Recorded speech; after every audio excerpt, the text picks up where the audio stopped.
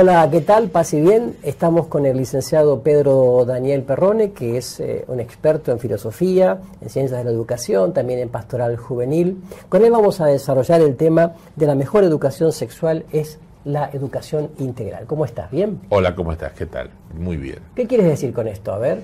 En realidad, uno de los grandes problemas que hoy enfrentamos quienes trabajamos en la educación sexual es que en el mundo actual aparece una mirada muy reduccionista del hombre. Hoy hablar de sexualidad supone hablar de genitalidad, supone hablar de evitar un embarazo, supone hablar de cuestiones absolutamente que están reducidas al ejercicio biológico de la sexualidad. Como reducir la sexualidad, la pura genitalidad, al ser humano, al puro instinto, una cosa así. Exactamente, y eso significa un reduccionismo del hombre, porque el hombre en realidad es un misterio. Nosotros creemos que el hombre es un ser multidimensional, es decir, una unidad de ser único e irrepetible que está integrado por distintas dimensiones. Una dimensión biológica que abarca todo aquello que está vinculado con la corporeidad, una dimensión psicológica que tiene como dos grandes facetas. Una faceta es el ámbito de la intelectualidad, el ejercicio de la razón y de la inteligencia, y la otra faceta, el otro aspecto de la dimensión psicológica del hombre es el desarrollo de la afectividad y de la emocionalidad. Ambas dimensiones tienen que ser educadas y trabajadas. Claro, pero hoy pareciera como que eso que dijiste, la emoción, los sentimientos, los sentidos, como que están súper agrandados. Y lo otro reducido, ¿no? Yo suelo decir siempre esto: la armonía de la racionalidad y de la emocionalidad hace la posibilidad del hombre maduro y crecido. Ahí está. Cuando la racionalidad aplasta la emocionalidad, el hombre también se empobrece.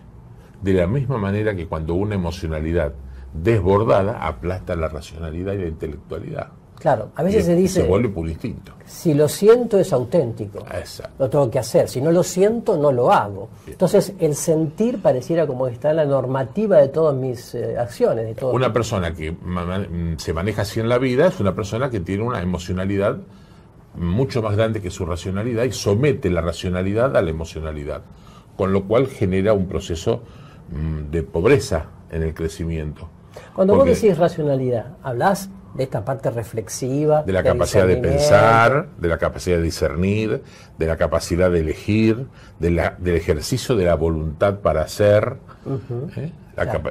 El ámbito del conocer humano es aquella particularidad que nos hace específicamente humanos. Se dice que en el mundo postmodernista la reflexión, lo que vos decís, la racionalidad, el discernimiento, están prácticamente como anulados, ¿no? Que hay poco espacio para ello. Sí. Y hay mucho espacio, sobre todo en los medios de comunicación, en las redes, hay mucho espacio para lo otro, lo que vos sentís, lo que yo siento, lo que siente la sociedad, un poco la pasión en el sentido así como irracional, ¿no? O irreflexivo. Basta con mirar las redes. Claro, exacto. Si vos mirás las redes te encontrás con que hoy estamos viviendo una cultura de la extimidad.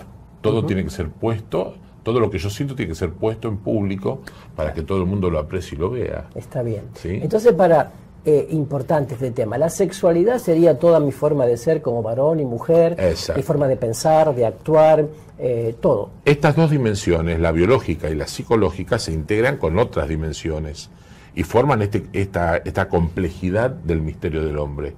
Una dimensión social que hace alusión, se refiere a la capacidad innata del hombre de ser con otros.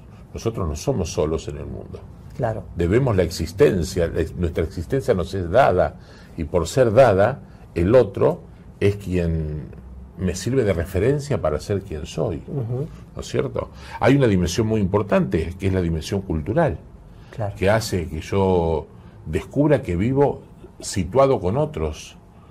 No solo vivo con otros en una situación o en un ámbito que está lejos de los componentes históricos que hacen a la cultura. Hay costumbres que se adquieren, hay valores, hay estilos de vida que también se adquieren con la dimensión cultural. Claro. Y hay una dimensión ética que me hace responsable a mí de mis actos. Yo soy libre para elegir y soy responsable para asumir lo elegido y asumir las consecuencias de esa elección. Claro. Hoy vivimos en un mundo donde en este aspecto pareciera que estamos empobrecidos. La ética muchas veces se identifica con la moral, y cuando se escucha la palabra moral hay como en gran parte de la sociedad un rechazo, porque, a ver, para muchos la moral es la moralina o una cosa rígida, inflexible, impuesta desde afuera. ¿Cómo podríamos...? Yo creo que es bueno hacer esta aclaración, me parece interesante lo que decís. El ámbito de lo moral, que es el constructo de las reglas que sirven para el ejercicio de nuestra libertad, es un aspecto. Sí.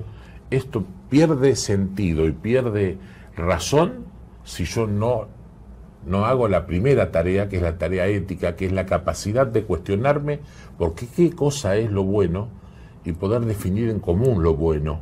Hoy vivimos en un mundo donde no se define en común lo bueno.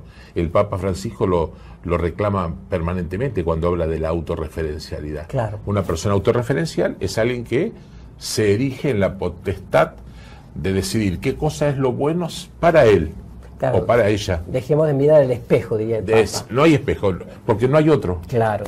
Entonces hay una cosa importante. Dijiste dos cosas importantes. Primero, la falta de reflexión, o sea, un poco la irracionalidad, tendencia actual. Y lo otro, también esta tendencia al aislamiento, al individualismo, sí, que ciertamente provoca una crisis afectiva, emotiva, sí, en la sensibilidad, y que provoca también estas compulsividades genitales o de la genitalidad. Sí.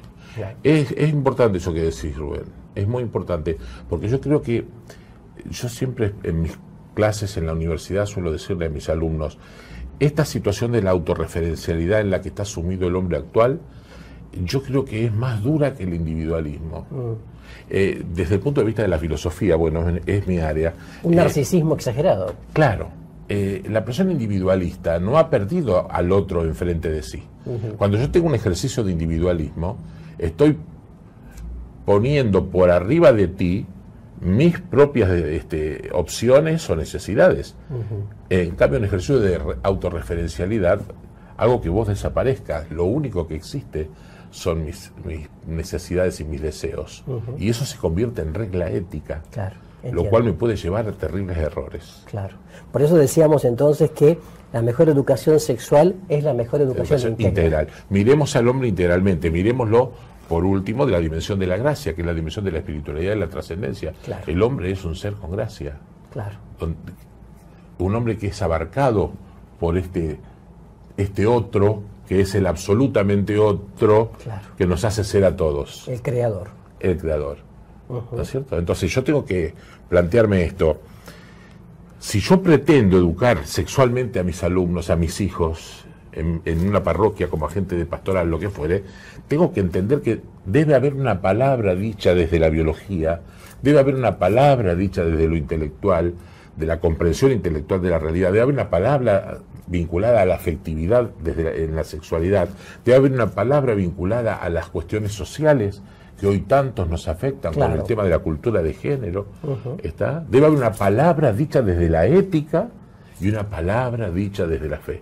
Bueno. Eso es una educación sexual que nos puede permitir a nosotros abarcar a todo el hombre. Si no, lo que hacemos es un triste reduccionismo que empobrece la cuestión y nos deja de alguna manera cercenados en un estado de precariedad como seres humanos. Perfecto. Entonces, Daniel, el tema da para mucho más. Lo seguimos en un próximo encuentro. ¿Cómo no? Gracias. Muy bien. Adiós. Hasta pronto.